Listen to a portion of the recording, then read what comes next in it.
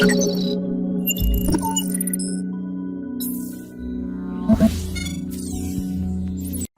Hari Raya atau THR di tahun 2022 wajib dibayarkan secara penuh oleh perusahaan. Kementerian Ketenagakerjaan memastikan pencairan THR bagi karyawan paling lambat seminggu sebelum hari Lebaran. Hai viewers Kanal 3, dimanapun teman-teman berada. Hari ini saya Ratna Jarum, dalam episode Melek Hukum kita kali ini, kita akan diskusi nih dengan Om Rudy, the one and only. Iya. Sebelumnya, saya mau tanya dulu nih Om. Ya, Mbak Ratna. Tebak-tebakan. Teh apa yang ditunggu-tunggu nih saat bulan puasa kayak begini? Selain es teh manis, betul, satu lagi adalah THR, Mbak. Nah, Ini menyangkut THR, Mbak. Ada viewers Kanal 3 yang mengajukan pertanyaan melalui WhatsApp kepada kita yang mengenai tentang THR, Mbak. Iya, karena wajib atau apa? Iya, jadi apa? ada pertanyaan viewers Kanal 3, ada pertanyaan dari viewers di jauh di sana. Menanyakan kepada kami, ya khususnya kepada Mbak Ratna sebagai pengasuh kolom Melek Hukum, yaitu dia bekerja di suatu perusahaan, lalu perusahaan tersebut tidak memberikan THR-nya, Mbak. Itu bagaimana, Mbak, menurut hukum-hukum yang berlaku di Indonesia? Nah, ini yang kita bahas. Ya. Iya, betul. Om Rudy juga karena punya gini, Mbak. Pengalaman. Iya, karena apa? Saya rasa pertanyaan dari viewers ini tidak hanya di sana terjadi, di banyak tempat di Indonesia yang ada yang tidak memberikan THR, ada yang memberikan THR tapi dicicil. Iya, kemarin kan sempat begitu ya. Nah, gitu. Tapi sekarang harus full. Nah, itu bagaimana tuh, Mbak? Saya jelasin dulu sedikit teman-teman viewers. Jadi memang peraturan hukum di Indonesia melalui Kementerian Tenaga Kerja memang sini sudah ada rilis atau peraturan yang mewajibkan pengusaha untuk memberikan THR kepada pekerja buruh sesuai surat edaran nomor M/1 HK04 4 2002 nih tanggal 6 April 2002 kemarin ya. Jadi surat edaran dari Menteri Tenaga Kerja ini mengatur tentang pelaksanaan pemberian THR keagamaan tahun 2022 bagi pekerja atau buruh di perusahaan. Nah, untuk Om Rudy sendiri gimana nih? Apakah di perusahaannya udah terbagikan dengan fair atau belum nih? Jadi gini, ini pengalaman saya karena saya juga memiliki beberapa perusahaan khususnya yang bergerak dalam bidang tata boga dan juga ada di bidang industri oil and gas, Mbak. Betul. Jadi kita mengikuti aturan dari pemerintah bahwasannya THR itu diberikan itu minimal maksimal itu 7 hari sebelum hari H. Betul sekali. Iya kan? Sebelum Lebaran. Sebelum Lebaran Idul Fitri. Jadi yang besarannya disesuaikan. Yang pertama adalah masa kerja. Masa kerja. Keduanya posisi. Yang ketiganya ini yang paling penting, Mbak.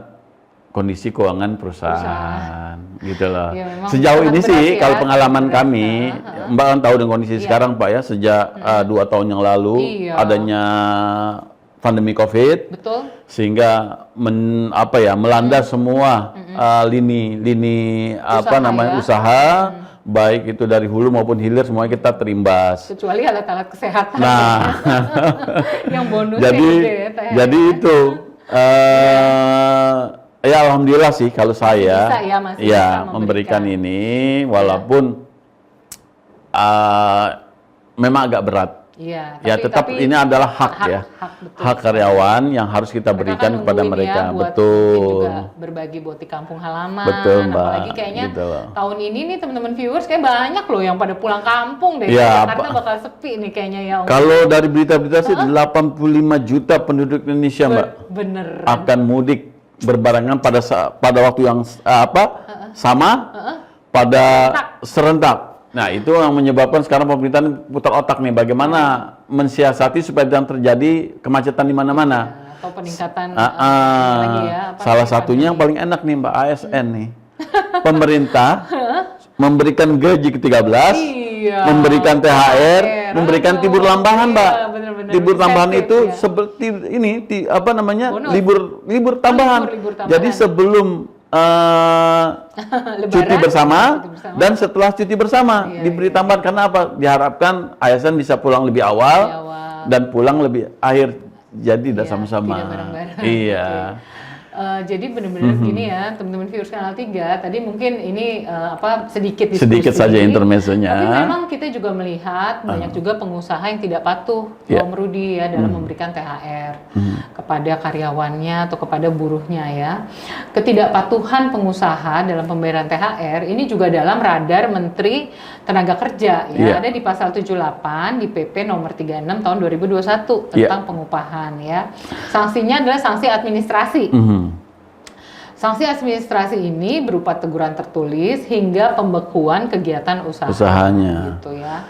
Jadi pengenaan sanksi pun ini diberikan secara bertahap ya dalam kurun waktu tertentu atas pengusaha yang tidak patuh THR-nya. Jadi sebenarnya sih prinsipnya nih kalau pengusaha-pengusaha yang udah lama, yang udah paham berusaha beroperasi di Indonesia, mostly mereka udah ngerti ya dengan tata cara pembayaran THR, kapan waktunya harus dibayarkan paling lambat gitu ya. Jadi supaya mencegah tidak adanya pelanggaran surat edaran Menteri Tenaga Kerja. Dan yang penting lagi sekarang Mbak, di setiap provinsi ya, baik itu kabupaten kota, sudah ada posko pengaduan Mbak sekarang. Oh iya online ya, betul.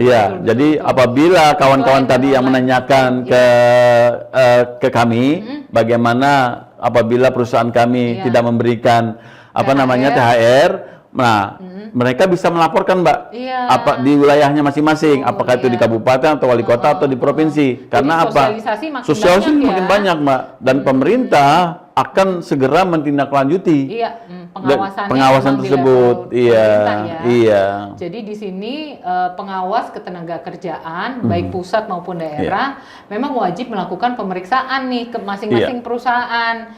Jika ditemukan tidak adanya ketidakpatuhan tadi nih, mereka telat bayar ataupun bayar sebagian tanpa alasan yang jelas. Jadi nanti harus dibuat suatu nota pemeriksaan dan juga harus ada sanksinya yang tadi itu. Ya pada intinya sih sebenarnya gini Mbak ya, dalam hal THR ini adalah keterbukaan antara manajemen perusahaan dengan karyawan. Ya. Kalau memang perusahaan tersebut juga dalam kondisi kurang baik, ya kita harapkan juga. Kadang-kadang karyawan ngerti juga ya. Iya, kalau kita ada diskusi kita sampaikan dari awal bahwa kondisi perusahaan seperti ini, sehingga kami mohon maaf tidak bisa memberikan THR pada hari ini mungkin atau tidak bisa memberikan full. Yang penting disampaikan dari awal Mbak. Jangan sampai pada hari hanya mereka menunggu-nunggu sehingga tidak terjadi deadlock seperti ini, kan akhirnya larinya pada siapa Mbak? Pada P4 lagi kan, panitia penyelesaian perselisihan pekerja gitu loh. Betul. Ya, kan? Jadi teman-teman sebenarnya kan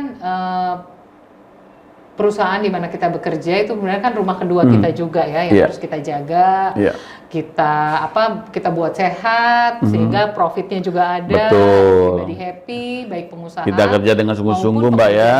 Jadi kita berharap bahwa pemerintah juga bisa secara ketat nih mengawasi para pengusaha yang quote and quote ini nakal atau tidak mau bayar padahal udah dapat untung. Pada dasarnya gini Mbak, saya mau wakil pengusaha juga ya Mbak ya. Ya mau wakil pengusaha juga.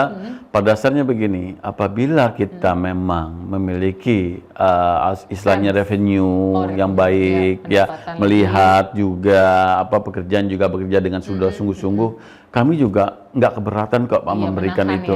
Hal-hal seperti itu. Tapi kan kadang-kadang mereka mau menuntut haknya, tapi kewajibannya mereka sendiri lalai. Itu yang kadang-kadang membuat kami ini sebagai pengusaha menghitung ulang Mbak, gitu loh.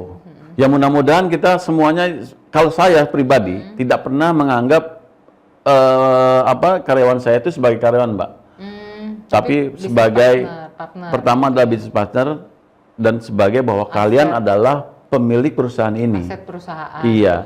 Kalau kalian bekerja dengan baik, perusahaan menghasilkan untung, kalian juga yang akan mendapatkan keuntungan, bukan cuma saya, gitu loh. Sehingga self belonging itu tumbuh Mbak. Iya, betul. Ya, rasa tanggung jawab itu tumbuh sehingga mereka bekerja benar-benar gitu, memajukan perusahaan gitu loh. Ya. Betul. Jadi teman-teman viewers tadi sudah disampaikan juga ya sedikit dan cerita mungkin ya dari Om Rudi bagaimana sih manajemen di perusahaannya, dan tadi kami juga sudah sampaikan kapan sih pengusaha itu wajib untuk membayar THR itu selambat-lambatnya 7 hari sebelum masa Lebaran. Masa Lebaran tiba ya.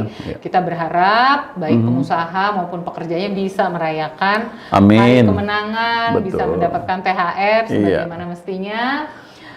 Sehingga terjadi suatu sinergi ya, sehingga mereka pulang kampung dapat suatu apa ya namanya ya, semangat lagi untuk semangat lagi bekerja lebih baik lagi, perusahaan untung, pekerja senang. Iya ya, gitu. jadi demikian yang bisa kita sampaikan mengenai THR tadi ya. Jadi teh yang paling ditunggu-tunggu semuanya adalah THR. THR. Selamat menikmati THR, selamat berlibur. Stay safe, pergi dan pulang kembali ke tempat bekerja. Iya, ya. Jangan lupa untuk like, komen, dan subscribe. Tinggalkan pertanyaan Anda di kolom komentar. Sampai jumpa, bye.